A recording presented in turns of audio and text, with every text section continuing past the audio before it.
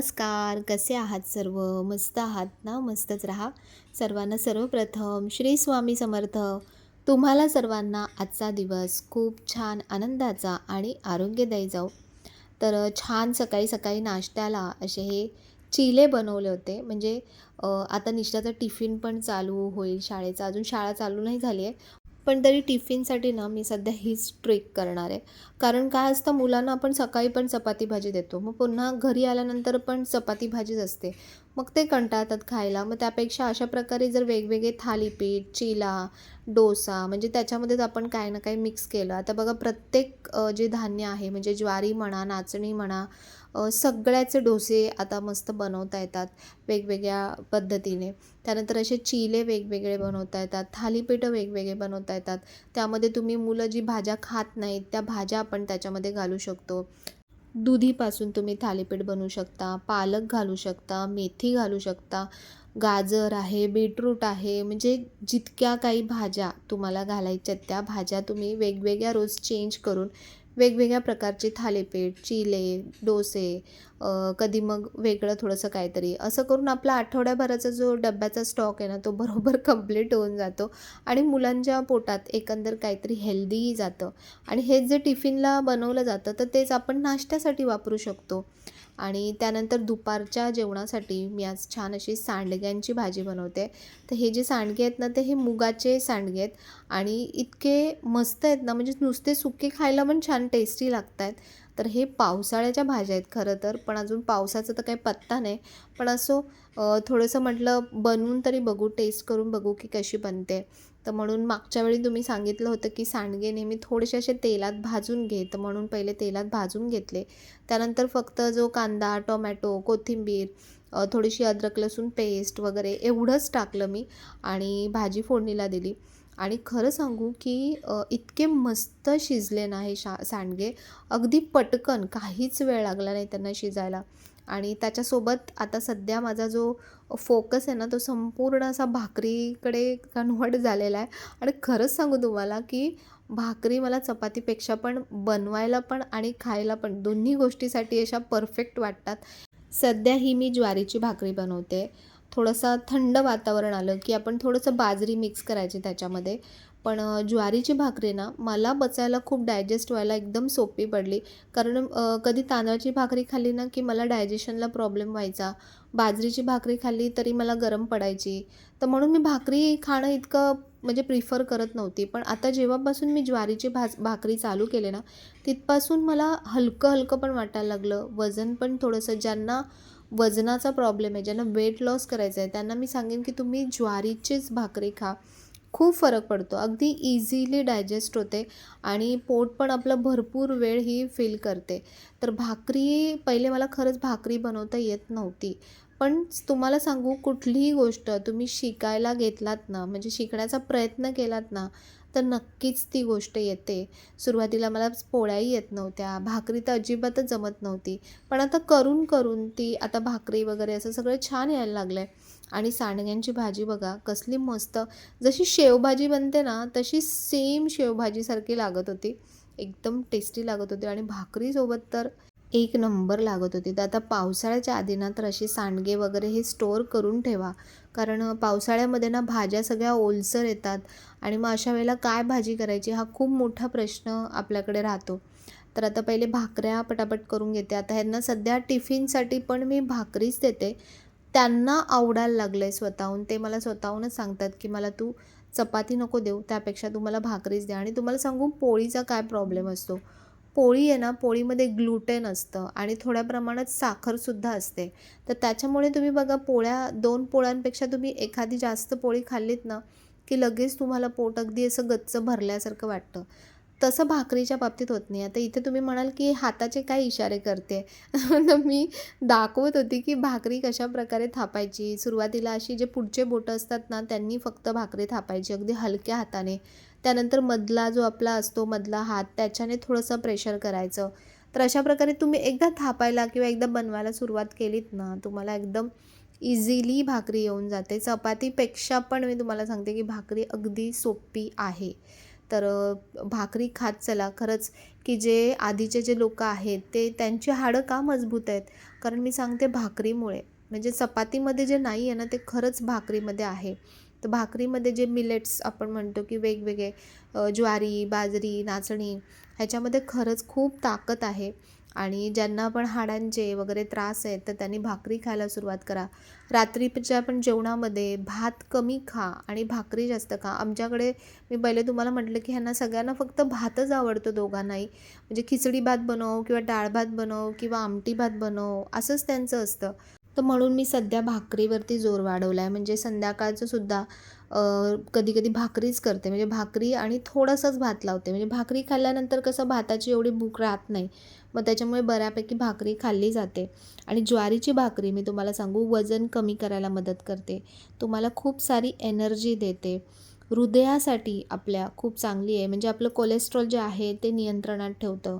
त्यानंतर ज्यांना डायबिटीस आहे त्यांच्यासाठी ही भाकरी खूप चांगली आहे. कारण ह्याच्यामध्ये ना ग्लायसेमिक इंडेक्स जे आहे ते खूप कमी असतं आणि त्याच्यामुळे आपल्या रक्तातली जी साखर आहे ती पटकन स्पाइक होत नाही किंवा पटकन वाढत नाही. आपल्या हाडांसाठी खूप मस्त असते कारण ज्वारीमध्ये मॅग्नेशियम, फॉस्फरस आणि इतर सगळी खनिजे असतात. त्याच्यामुळे आपल्या हाडांना मजबूती येण्यास मदत होते. तर आता जस्ट माझा चहा झाला आणि आज मी तुम्हाला दाखवणार आहे जी प्रोटीन पावडर, म्हणजे प्रोटीन पावडर नाही म्हणता येणार, पण ओट्ससोबत जी पावडर मी घेते ती तुम्ही दुधासोबतसुद्धा घेऊ शकता. मुलं आता सकाळी शाळेला जायला लागतील, तर सकाळी मुलं काही खात नाहीत, तर पटकन तुम्ही दुधात थोडीशी 1 चम्मच पावडर जरी टाकून दिलीत ना, तरी त्यांना ती म्हणजे एनर्जी त्यांना खूप चांगली मिळेल त्यातून. आणि अगदी सिंपल पावडर आहे, खूप काही असं त्याच्यामध्ये हे नाही आहे, पण मी दाखवते की ते मी कशा प्रकारे बनवणार आहे.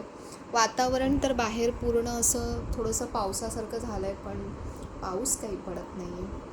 तर असो, आपण प्रार्थना करूया. दुसरं आपण काय करू शकतो. तर चला मी पहिले प्रोटीन पावडर बनवते. तर जी पावडर बनवायची आहे ना, त्याच्यासाठी जे लागणारे गोष्टी आहेत तर ह्या सगळ्या मी डीमार्टमधूनच मागवल्या आणि एक नंबर क्वालिटी आहे मी तुम्हाला सांगते. हे प्रोवीचे आहेत. म्हणजे हे जे आहे गोवा कॅशू आहे आणि बाकीचे सगळे जे ड्रायफ्रूट्स आहेत ते प्रोवीचे आहेत. तर मी म्हटलं चल मागवून तर बघू की काय फरक पडतो आहे, म्हणजे कसे आहेत वगैरे ह्याचे मी रिव्ह्यूज चेक केले आणि त्याच्यानंतरच मागवले. पण तुम्हाला खरंच सांगते की क्वालिटीमुळे खूप फरक पडतो आणि इवन आपण जे हे ड्रायफ्रूट्स खातो जर क्वालिटीच तेवढी चांगली नसेल तर ते तुमच्या शरीराला तेवढे मानवणारच नाहीत. तर म्हणून पावडरसाठी मी काय केलं, काजू ना थोडे कमी घेतले कारण कसं काजूमध्ये कॅलरीज खूप जास्त असतात. तर त्याच्यामुळे काजू कमी घ्यायचे. लहान मुलांसाठी बनवत असाल तर तुम्ही काजू घ्या तेवढ्याच प्रमाणामध्ये. तर मी 1 वाटीपेक्षा थोडे कमी काजू घेतलेत. त्यानंतर 1 वाटी बदाम घेतलेत. म्हणजे 1 वाटी किंवा त्यापेक्षाही थोडे जास्त मी बदाम घेतलेत. कारण बदाम आहेत ना सगळ्या गोष्टींसाठी खूप उपयुक्त मानले जातात. यामध्ये थोडेसे अक्रोडसुद्धा मी घेतले आणि हे जे मी तुम्हाला दाखवते हे फ्लॅक्स सीड्स आहेत आणि थोडेसे तीळ आहेत. याच्यामध्ये ज्या इतर जे सीड्स आहेत म्हणजे पंपकिन सीड्स आहेत किंवा मगज बी वगैरे सगळ्या आहेत, तर त्या सगळ्या सीड्स मी ह्याच्यामध्ये टाकल्या आहेत. थोड्या-थोड्या प्रमाणात टाकल्या, खूप जास्त नाही. असं काही याचं परफेक्ट असं मेजरमेंट असं नाही आहे. मी जसं म्हटलं तुम्हाला की तुम्हाला तुमच्या शरीराला ज्या गोष्टी उपयुक्त ठरतील अशा गोष्टी तुम्ही या पावडरमध्ये टाकू शकता. तर आता या सगळ्या गोष्टींना आपल्याला थोड्याशा हलक्या अगदी 1-1, 2-2 मिनटं फक्त भाजून घ्यायचं. म्हणजे त्यातलं कसं मॉइश्चर निघून जातं आणि जी आपली पावडर आहे ती जास्तीत जास्त दिवस छान राहते. शक्यतो थोडीच बनवा. अगदी खूप जास्त बनवून ठेवू नका. आता आमच्याकडे तिघं आहोत. तिघं प्रत्येक गोष्टीसाठी वापरणार म्हणजे दूध घेण्यासाठी किंवा कोणी ओट्स खात असेल तर वापरेल. तर म्हणून मी थोडीशी जास्त बनवून ठेवते. पण नॉर्मली थोडीच बनवा. अगदी खूप जास्त बनवू नका. आणि मखाना डबल प्रमाणात घ्या. जेवढं तुम्ही म्हणजे आता मी 1 वाटीच्या हिशोबाने सगळे ड्रायफ्रूट्स घेते, तर मखाना मी 2 वाटीच्या आसपास घेईन.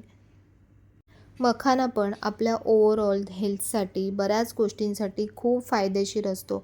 इतर वेळी आपण असंच म्हटलं तरी आपण मुद्दामून खात नाही. तर त्यामुळे अशा प्रकारे पावडरमध्ये जर तुम्ही हा घातलेला असेल तर तुम्हाला खूप उपयुक्त पडेल. आता ह्यामध्ये मी फ्लॅक्स सीड्स घालते. थोडेसेच फ्लॅक्स सीड्स घातलेत. त्यानंतर थोडेसे तीळ घातलेत. तिळानेसुद्धा आपल्या हाडाला मजबूती येते. म्हणजे बघा तुम्ही ह्या पावडरमध्ये सगळ्या गोष्टी घातल्यात.